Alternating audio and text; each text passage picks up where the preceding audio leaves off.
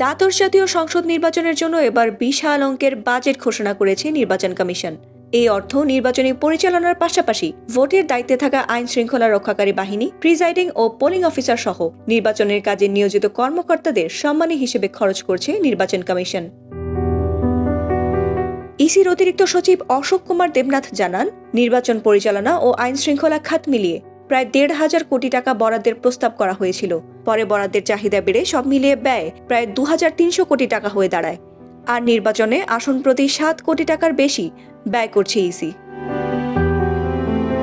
EC কর্মকর্তারা জানান, এবারের নির্বাচনে ৩,০০০-এর মতো ম্যাজিস্ট্রেট মাঠে থাকবেন। এছাড়া আইন শৃঙ্খলা রক্ষাকারী বাহিনীর সদস্যের সংখ্যা ও মোতায়েনের সময় বাড়ায় ব্যয় বেড়েছে আগের তুলনায়।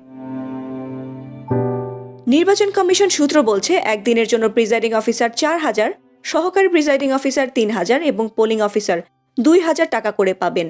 যাতায়াত ভাড়ার জন্য তারা অতিরিক্ত জনপ্রতি ১,০০০ টাকা করে পাবেন। এছাড়া প্রতিটি ভোট কেন্দ্রের ভোট প্রদানের গোপন কক্ষ ও বেষ্টনীর জন্য প্রতিটি কক্ষের জন্য ৮০০ টাকা করে দেয়া হয়েছে। ম্যাজিস্ট্রেট বা ম্যাজিস্ট্রেটের ক্ষমতা সম্পন্ন কর্মকর্তারা নির্বাচনের আগে ও পরের ২ দিন সহ মোট ৫ দিনের জন্য দিনে ৯,০০০ টাকা করে ভাতা পাবেন। স্টাফ ভাতা হিসেবে প্রতিদিন পাবেন আরও ১,০০০ টাকা। এর বাইরে ব্যালট পেপার আনা নেওয়া রিটার্নিং অফিসারের সহায়ক কর্মকর্তাদেরও ভাতা দেওয়া হবে। এছাড়া বিদেশি পর্যবেক্ষকদের জন্য বিশেষ ব্যবস্থা এবং ইসি সচিবালয় ও প্রশিক্ষণেও বিপুল অর্থ খরচ হয়েছে বলে জানা গেছে। ইসি বলছে, ২০১৮ সালের নির্বাচনের তুলনায় ২০২৪ সালের ভোট কেন্দ্র, ভোট কক্ষ যেমন বেড়েছে, তেমনি ভোট গ্রহণের কর্মকর্তা, নির্বাচনী কর্মকর্তা, আইন শৃঙ্খলা বাহিনীর সদস্যও বেড়েছে। খরচ বেড়েছে নির্বাচনী সরঞ্জাম ও ব্যবস্থাপনাতেও। আইন শৃঙ্খলা বাহিনী মোতায়েনের ব্যাপ্তি ১০ দিন থেকে বাড়িয়ে ১৩ দিন করা হয়েছে।